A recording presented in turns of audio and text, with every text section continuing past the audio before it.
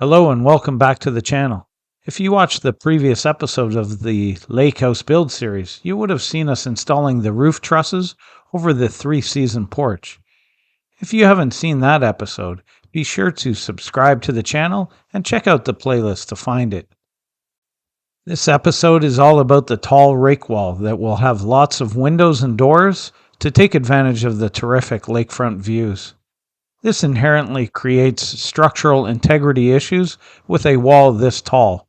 This wall is close to 18 feet from floor to the peak, and therefore the engineer called for a 4-ply 9.5-inch LVL beam from floor to underside of the roof sheathing. This is required on either side of the patio door that will be in the center of the wall. He also called for the same 4-ply LVL at both sides of the wall as well. All of this is to prevent any flex or hinging that might occur if you just framed it up with conventional lumber. To avoid any mistakes in measuring or cutting, we snap chalk lines on the floor so that we know exactly what the wall is going to look like. We even brought in the first truss that will attach to the rake wall to ensure it all lines up. These LVLs are very expensive, and I didn't want to mess it up.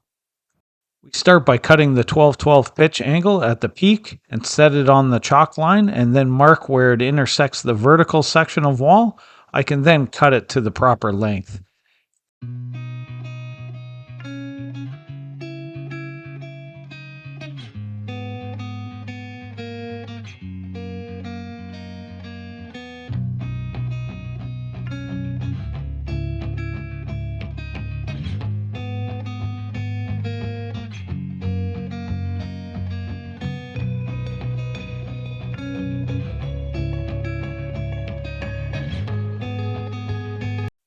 We then move on to the vertical 4-ply, and that starts by cutting the bottom square. A lot of times they are shipped from the lumberyard with very rough cuts, so we need to ensure they start with a square cut. I then set the first one on the chalk line and then mark where it intersects the pitch of the roof. I can then cut it to length and then use it as a template for the next one until I have all 4 of the vertical LVLs cut to length with the proper angle cut on the tops.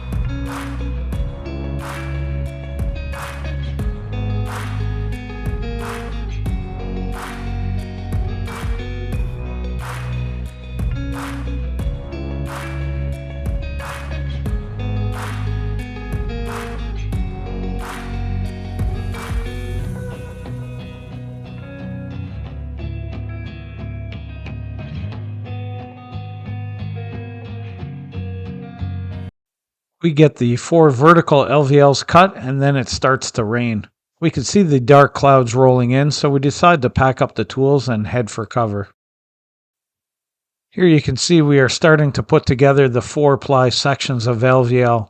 The engineer calls for 3 rows of 1/4-inch structural screws that are 6 inches long, and he wants those every 12 inches.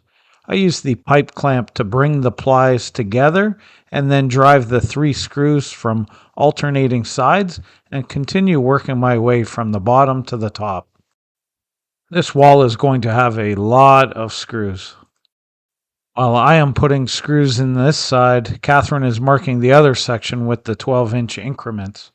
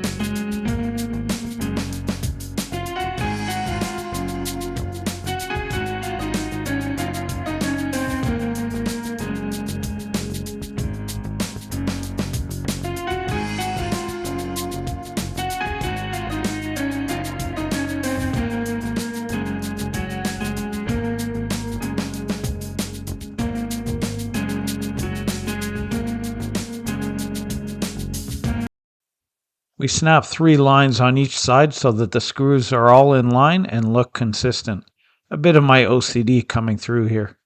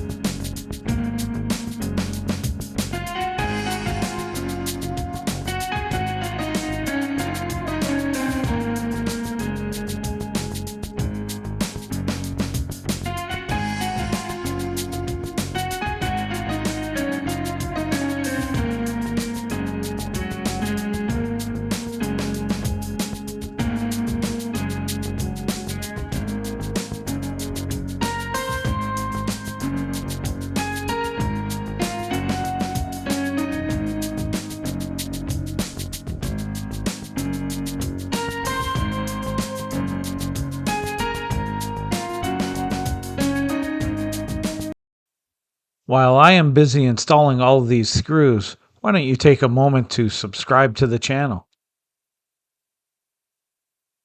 Thanks, we really appreciate it.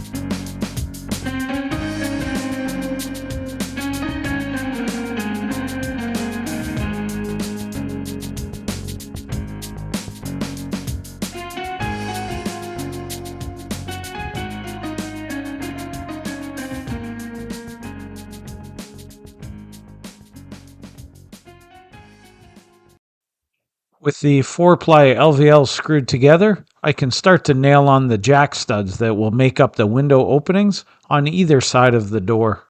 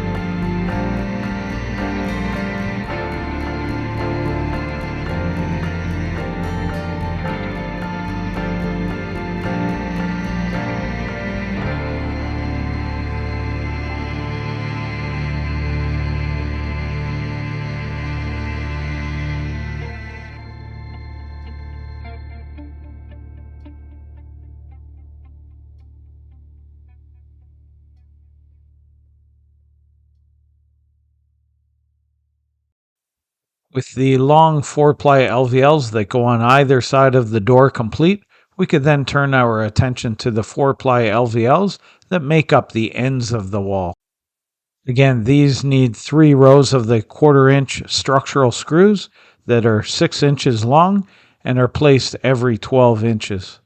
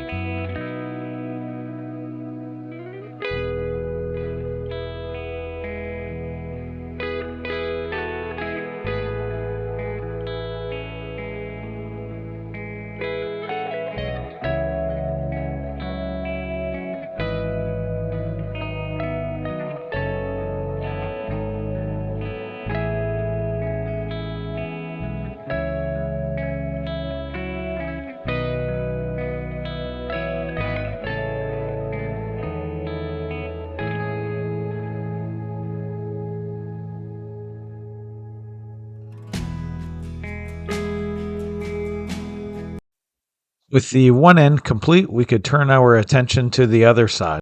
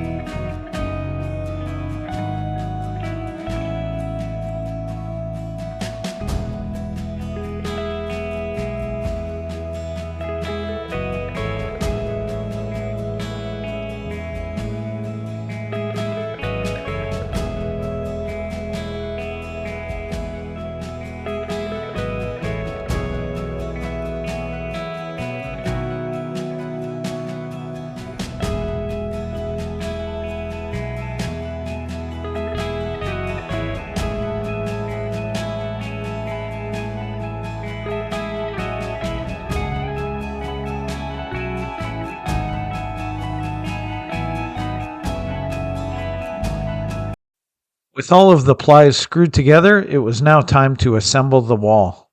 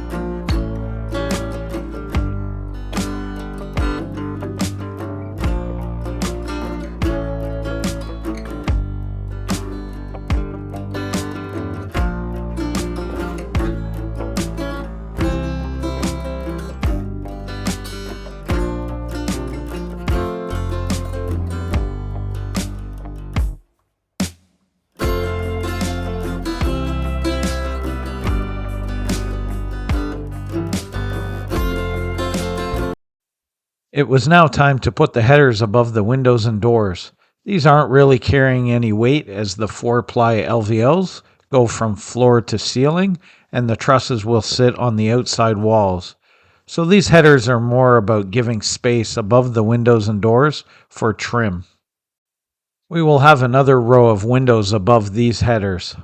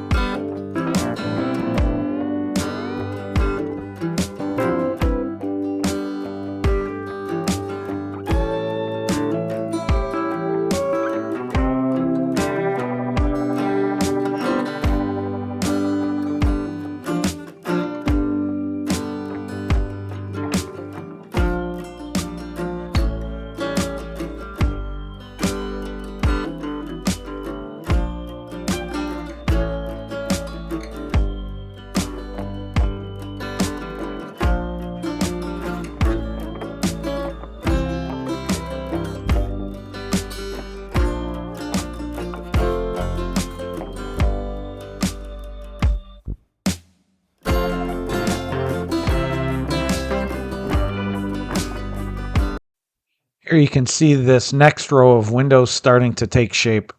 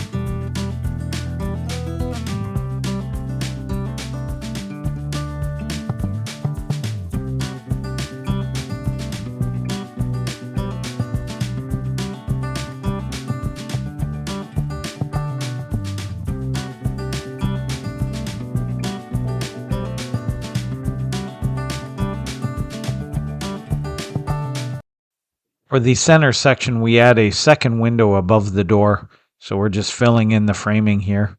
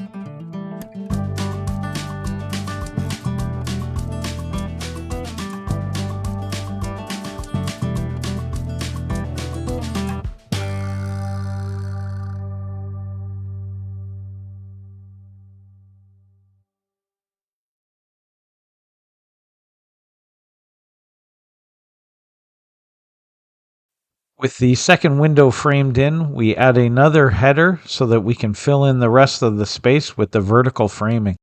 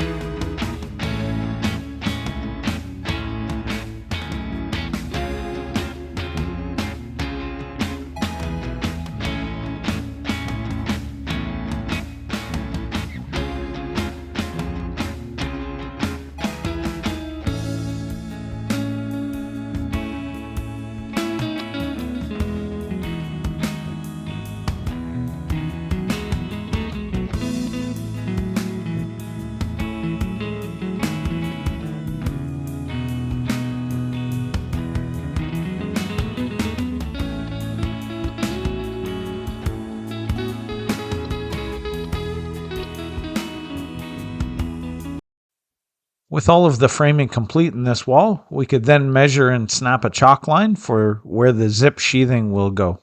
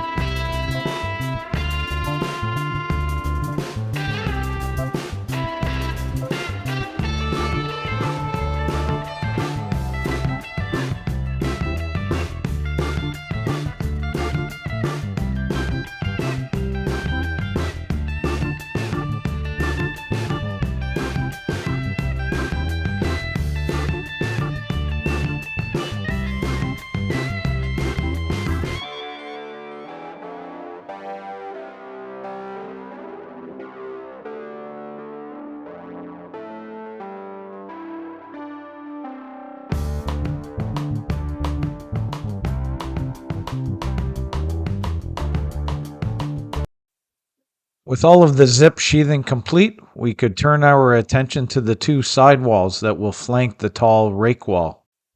These both have windows in them as well, so we need to build the headers and assemble the walls.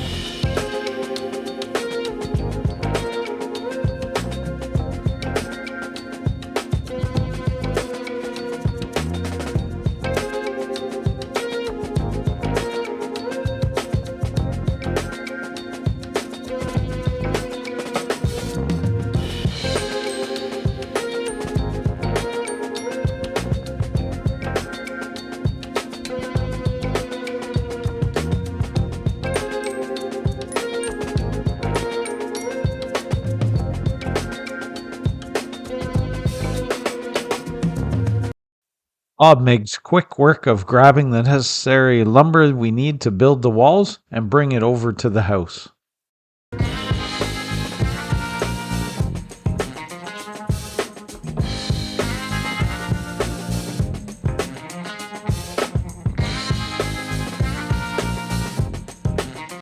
Here I am cutting the LVL to make up the 3-ply beam we need for the window header in the second wall that flanks the rake wall.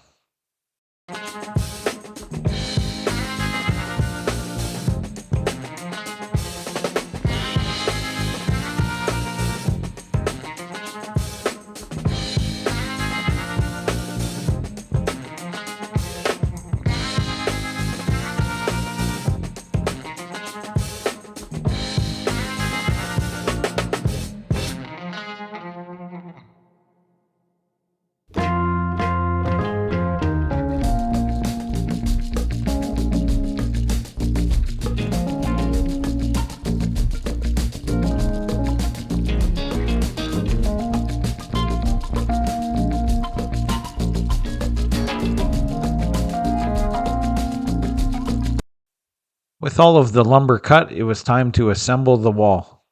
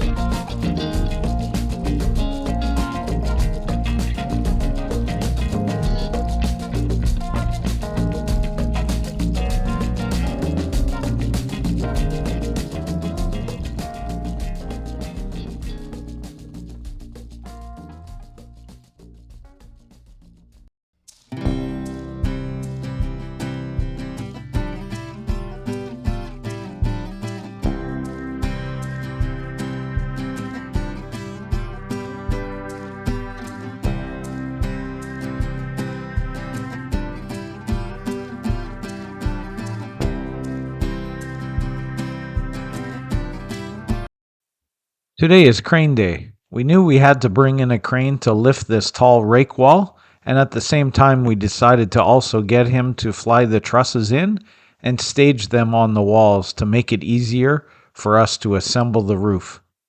We started by cutting small pockets in the zip sheathing around the 4-ply LVLs so that we could get the straps in for the crane to lift.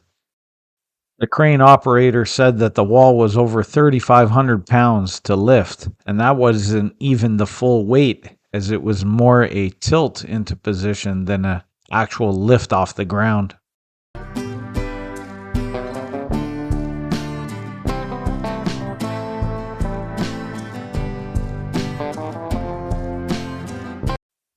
We could now set the two walls that flanked the tall rake wall into position to help secure and hold the rake wall level.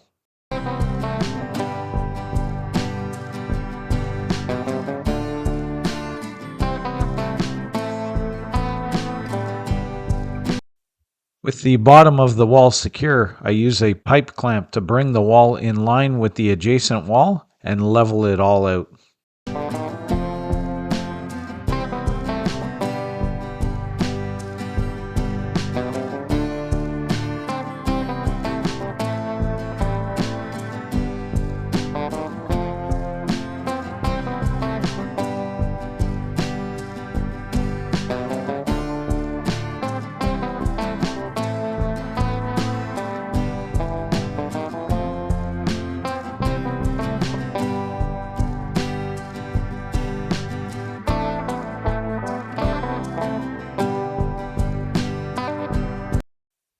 With the one side secure, we could then move over to the other side and repeat the process.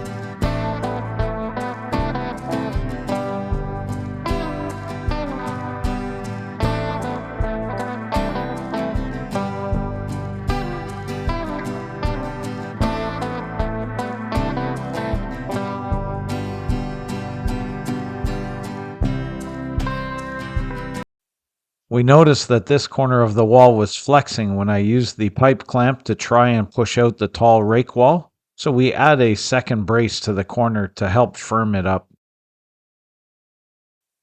With that done, I can use the pipe clamp to push the tall wall out and bring everything in line and level.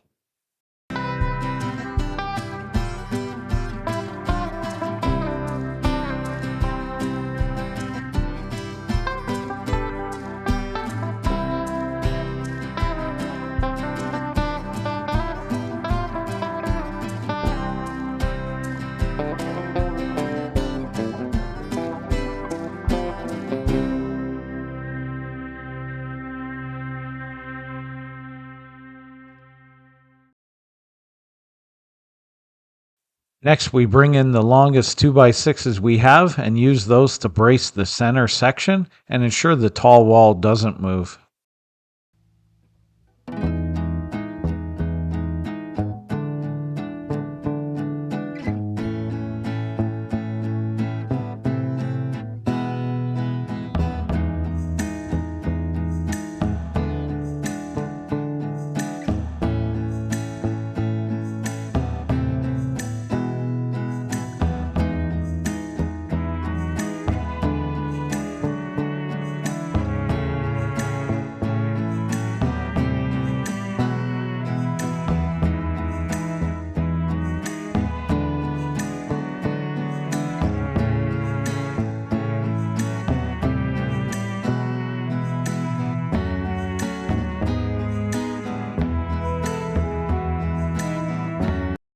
With the wall braced and secured, we could now release the tension from the crane and remove the lifting straps.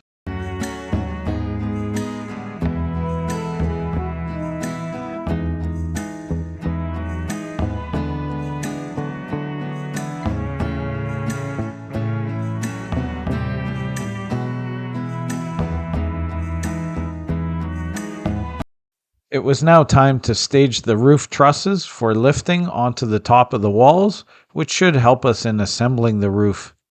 When the company delivered, they just placed the trusses in the reverse order they were loaded onto the truck. So now we had to figure out where everything needed to go.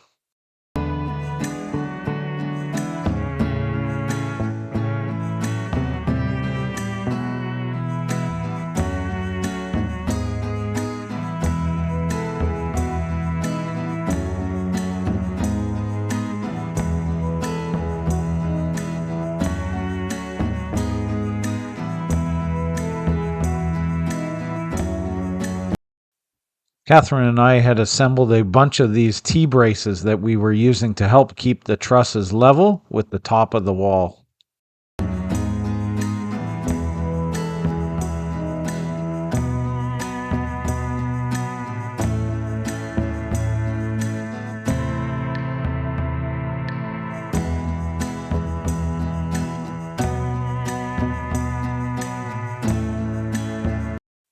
It was then a matter of flying the trusses in based on the diagram and the reversed order of the way we would be assembling. The thought process is that we can then stand these up one at a time and secure it before moving on to the next one.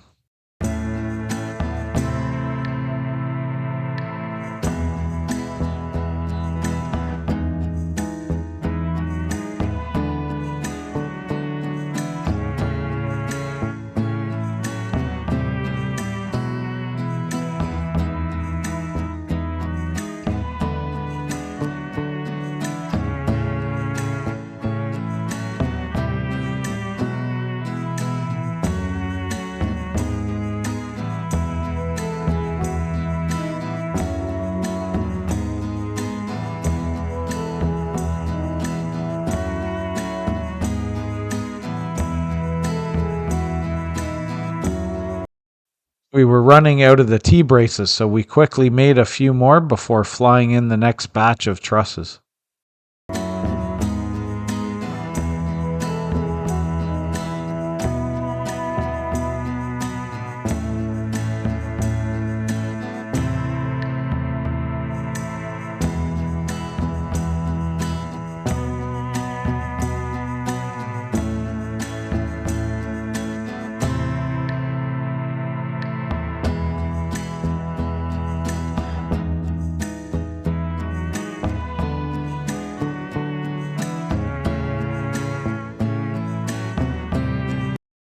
This is the truss that we used as the template for building the tall wall, so we have the crane lift it to its location.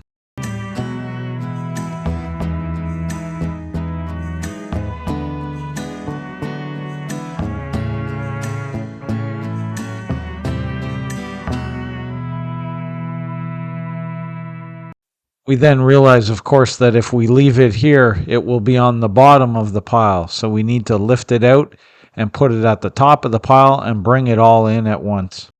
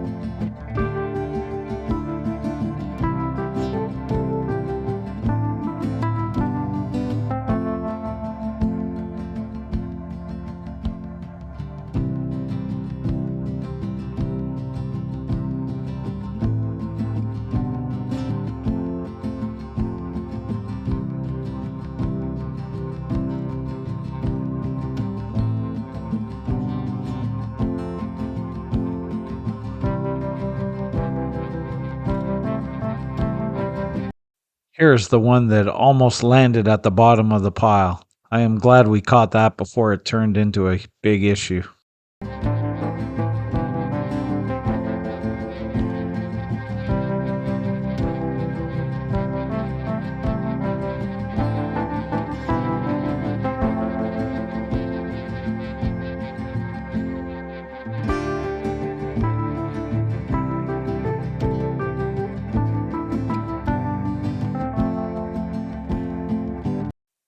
This is where I'm going to end this episode.